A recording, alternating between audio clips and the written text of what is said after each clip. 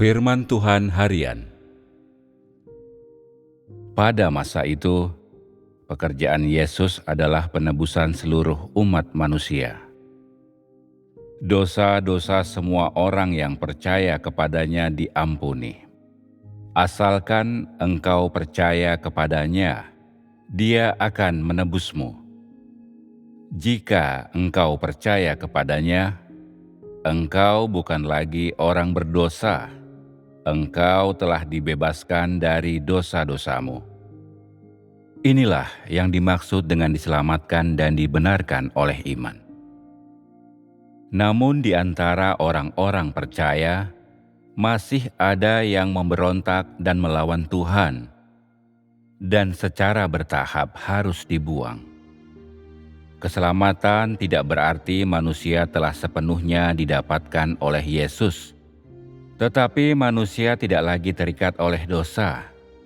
Dosa-dosanya telah diampuni.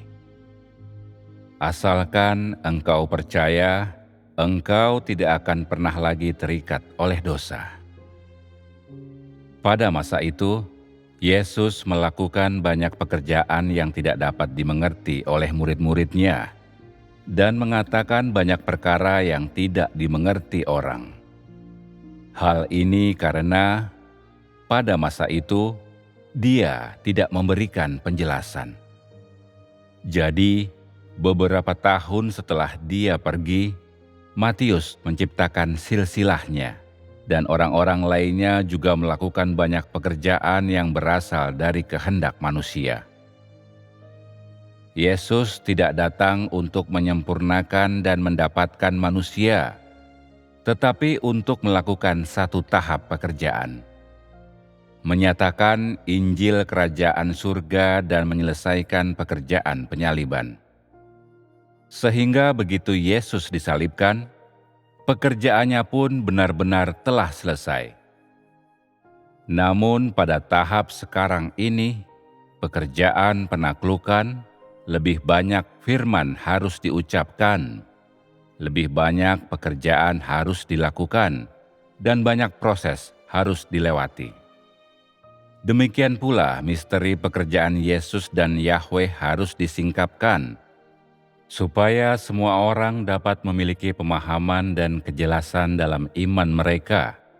Karena inilah pekerjaan akhir zaman, dan akhir zaman adalah akhir pekerjaan Tuhan, saat diakhirinya pekerjaan ini.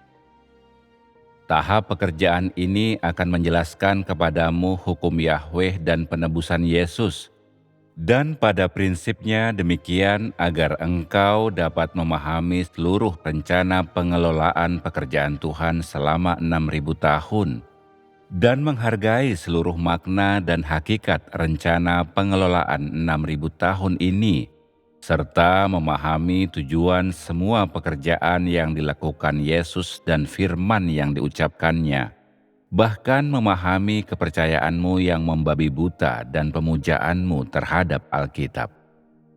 Semua ini akan membuatmu mengerti.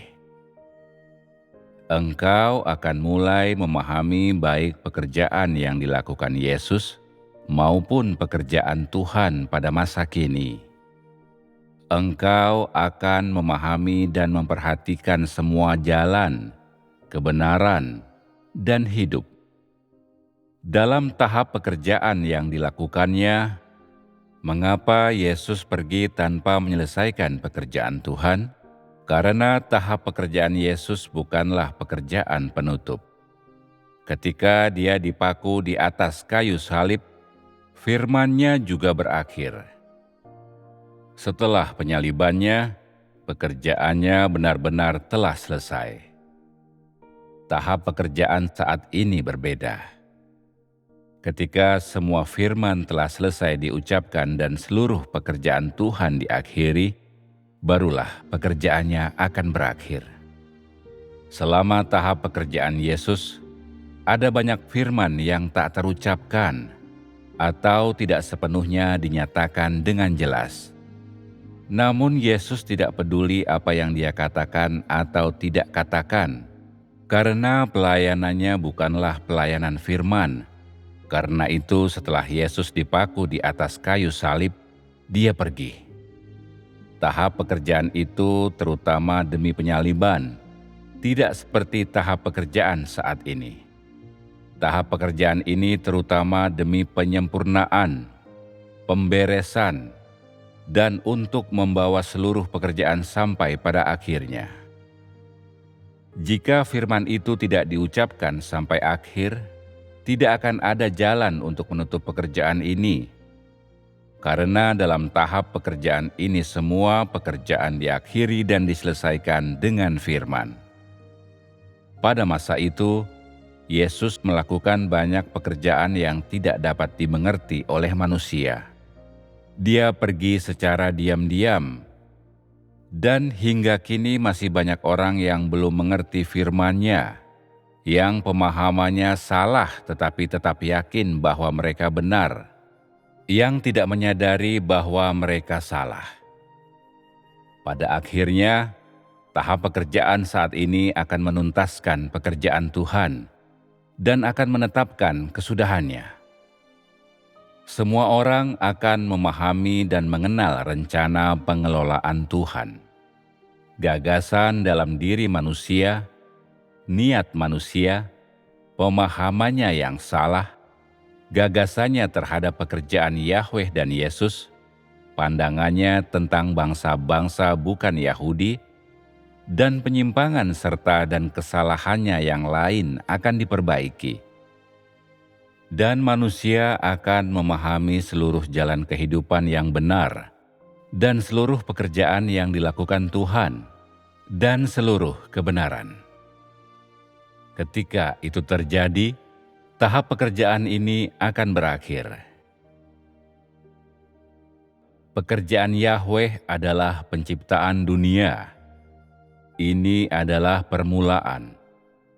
Tahap pekerjaan ini adalah akhir pekerjaan, dan ini adalah penutupnya. Pada mulanya, pekerjaan Tuhan dilakukan di antara orang Israel sebagai umat pilihan, dan itu adalah awal zaman baru di tempat paling kudus di antara semua tempat. Tahap terakhir pekerjaan ini dilakukan di negara paling najis dari semua negara, untuk menghakimi dunia dan membawa zaman ini pada kesudahannya. Pada tahap pertama, pekerjaan Tuhan dilakukan di tempat paling terang dari semua tempat, dan tahap terakhir dilakukan di tempat paling gelap dari semua tempat. Dan kegelapan ini akan diusir, terang akan muncul, dan semua orang ditaklukkan. Ketika orang-orang paling najis dan paling jahat dari semua tempat telah ditaklukkan, dan seluruh penduduk telah mengakui bahwa Tuhan itu ada, Tuhan yang benar, dan setiap orang telah benar-benar yakin, kenyataan ini akan digunakan untuk melakukan pekerjaan penaklukan atas seluruh alam semesta. Tahap pekerjaan ini menjadi pertanda. Begitu pekerjaan di zaman ini telah selesai, pekerjaan pengelolaan 6.000 tahun itu akan berakhir dengan sempurna. Begitu orang-orang di tempat paling gelap dari semua tempat telah ditaklukkan, sudah jelas hal itu juga akan terjadi di tempat lain. Tepatnya, hanya pekerjaan penaklukan di Tiongkok yang menjadi pertanda yang berarti. Tiongkok melambangkan semua kekuatan kegelapan, dan orang Tiongkok melambangkan semua orang yang berasal dari daging, dari iblis, dari daging dan darah. Orang Tionghoa lah yang paling dirusak oleh si naga merah yang sangat besar, yang paling kuat melawan Tuhan, yang kemanusiaannya paling rendah dan najis, sehingga merupakan pola dasar semua kemanusiaan yang rusak. Hal ini bukan berarti negara-negara lain tidak memiliki masalah sama sekali. Gagasan manusia semuanya sama, dan meskipun orang-orang di negara-negara ini mungkin memiliki kualitas yang baik, jika mereka tidak mengenal Tuhan, pastilah mereka menentang Dia. Mengapa orang Yahudi juga melawan dan menentang Tuhan? Mengapa orang Farisi juga menentang Dia? Mengapa Yudas mengkhianati Yesus? Pada masa itu, banyak murid tidak mengenal Yesus. Mengapa setelah Yesus disalibkan dan bangkit kembali, orang masih tidak percaya kepadanya? Bukankah ketidaktaatan manusia itu sama saja? Hanya saja rakyat Tiongkoklah yang dijadikan contoh, dan ketika telah ditaklukkan, mereka akan menjadi model dan contoh, dan berfungsi sebagai rujukan bagi orang lain. Mengapa aku selalu mengatakan engkau sekalian adalah penyambung bagi rencana pengelolaanku? Pada rakyat Tiongkoklah kerusakan, kenajisan, ketidakbenaran, perlawanan, dan pemberontakan ditunjukkan dengan begitu sempurna dan tersingkap dalam beragam bentuknya. Di satu sisi, orang-orang ini berkualitas buruk, dan di sisi lain, kehidupan dan pola pikir mereka terbelakang, dan kebiasaan, lingkungan sosial, garis keturunan mereka, semuanya buruk dan paling terbelakang. Status mereka juga rendah. Pekerjaan di tempat ini menjadi pertanda, dan setelah pekerjaan pengujian ini dilaksanakan secara keseluruhan, pekerjaannya selanjutnya akan berlangsung lebih baik. Jika tahap pekerjaan ini dapat diselesaikan, pekerjaan berikutnya sudah jelas akan berlangsung.